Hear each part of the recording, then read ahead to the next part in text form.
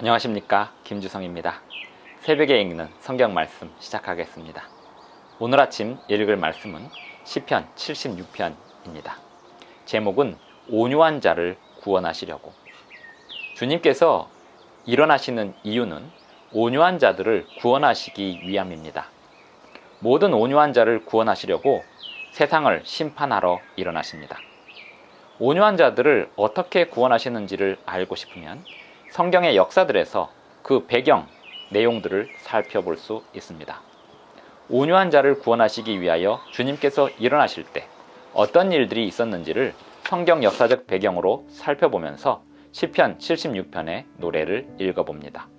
새벽에 읽는 성경 말씀 제588화, 오늘은 8월 13일 토요일입니다.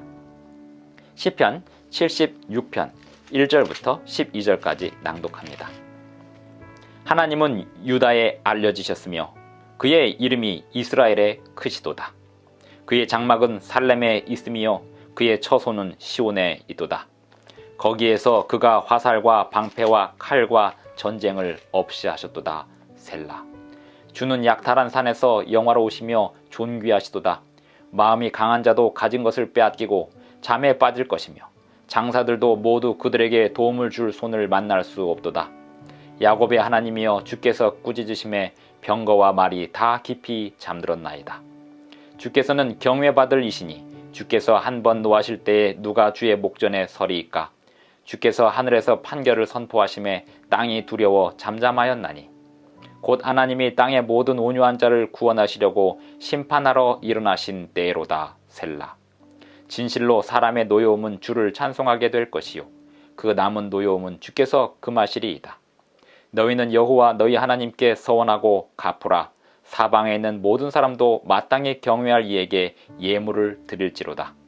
그가 고관들의 길을 꺾으시리니 그는 세상의 왕들에게 두려움이시로다.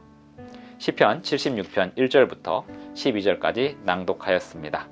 이 시편 76편은 히스기야 때, 유다왕 히스기야 때 아수르 군대가 히스기야를 패망시키려고 왔을 때 그들의 협박 편지를 받고 히스기야가 하나님께 기도한 후에 하나님께서 천사를 보내셔서 아수르 군대를 패망시키셨을 때 유다 백성들이 그 일을 경축하면서 낭송하고 노래했다고 알려지고 있습니다.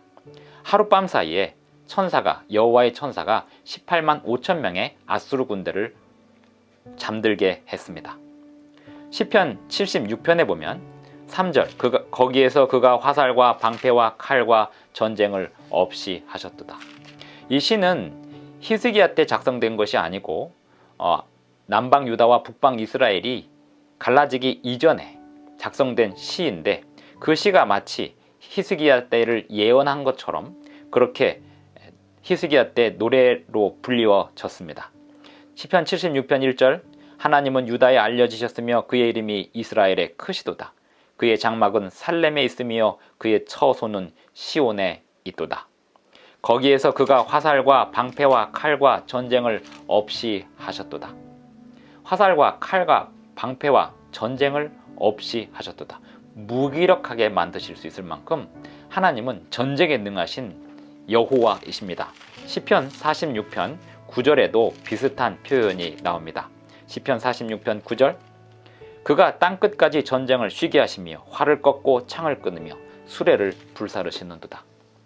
하나님은 그저 인자하셔서 모든 것을 관용하시는 그런 무기력한 분이 아닙니다. 모든 것을 관용하시고 인자하실 수 있지만 하나님은 분명히 심판하시는 분이시고 전쟁을 치르시는 하나님이십니다.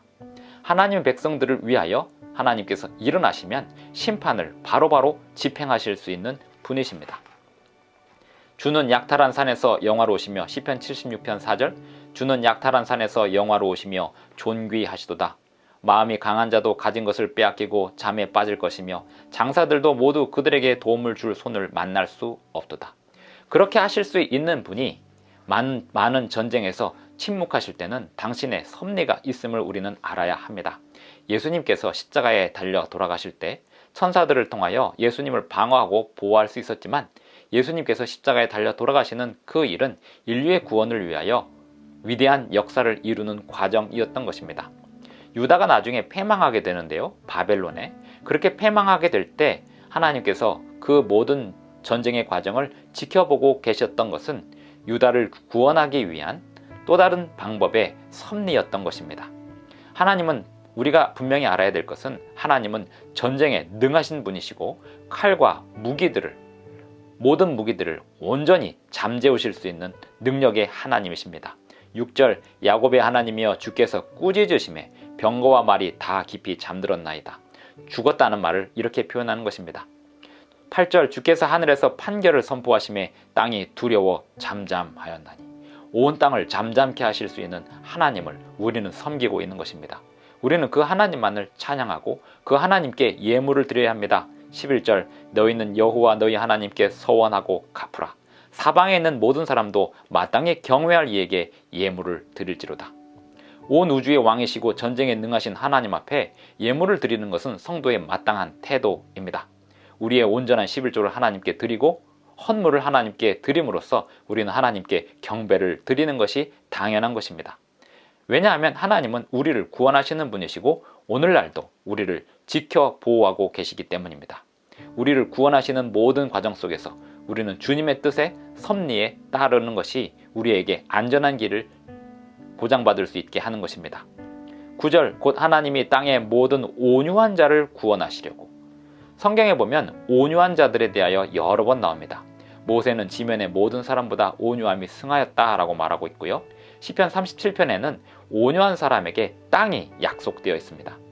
아브라함은 하나님의 온유한 품성을 받아서 400년 뒤에 자신의 후손들이 얻을 땅에 거하면서 장막을 치고 살았습니다. 온유한 사람은 땅을 기업으로 얻겠다고 약속하고 있습니다. 예수님께서 온유한 사람은 복이 있다. 그들이 땅을 기업으로 얻을 것이다 라고 말씀하고 있습니다.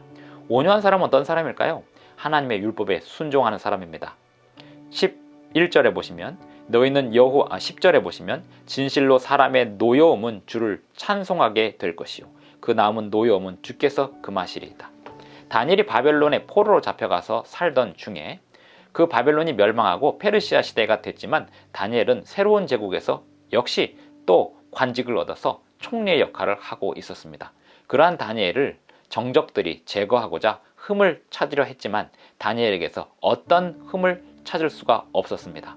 그래서 결국 페르시아 왕에게 정적들이 제안하기를 한 달 동안만 다른 어느 시인에게도 기도하거나 절하는 사람을 사자골에 넣자고 하는 법령을 만들 것을 제안하고 왕이 아무 생각 없이 그것이 다니엘을 잡으려고 하는 법이라는 것도 생각하지 못한 채 도장을 찍습니다. 그렇게 하여 다니엘은 함정에 빠지게 되는데요. 그럼에도 불구하고 다니엘은 하나님의 율법에 변함없이 순종하고 살았으며 그의 평생의 습관인 아침, 점심, 저녁 하루에 3번씩 예루살렘을 향하여 기도하던 그 습관을 변함없이 행했습니다. 열린 창으로 예루살렘을 향하여 기도하는 다니엘의 습관을 정적들은 그대로 왕에게 보고하였고 다니엘은 결국 사자굴에 들어가게 됩니다. 왕이 원하지 않는 상황이 벌어졌기에 왕은 다니엘이 사자굴에 들어갔을 때 밤새 그 어떤 연주를 끊고 악기들의 연주들을 다 멈추게 하고 밤을 새워 기다리다가 아침에 새벽부터 가서 다니엘이 살아있는지를 확인하였습니다. 그럴 때 다니엘은 저는 왕에게 어떠한 해도 가한 적이 없습니다 하면서 하나님의 천사들을 통하여 보호받은 사실을 고백하고 건져냄을 받습니다. 그 다음에 어떤 일이 벌어졌을까요? 다니엘을 죽이려던 정적들과 그 가족들이 사자굴에 던져지게 됐습니다. 사람의 노여움, 하나님의 백성을 잡고자 하는 그 사람의 노여움은 결국 그들의 죽음으로 마치게 되고 다니엘은 여전히 변함없이 하나님을 찬송하는 사람이 되었던 것입니다. 온유한 사람은 다니엘처럼 하나님의 율법에 순종하되 목숨의 위협을 받을 때도 하나님의 말씀에 순종하여 하나님께 기도하고 찬양하기를 변함없이 하는 사람입니다. 어떤 어려운 상황 가운데서도 주님의 성전을 찾기를 게을리하지 않고 예배하기를 게을리하지 않는 사람들, 그들이 온유한 사람들입니다. 이러한 사람들을 괴롭히고 학대하는 사람이 있다면 그들은 심판을 면치 못할 것입니다.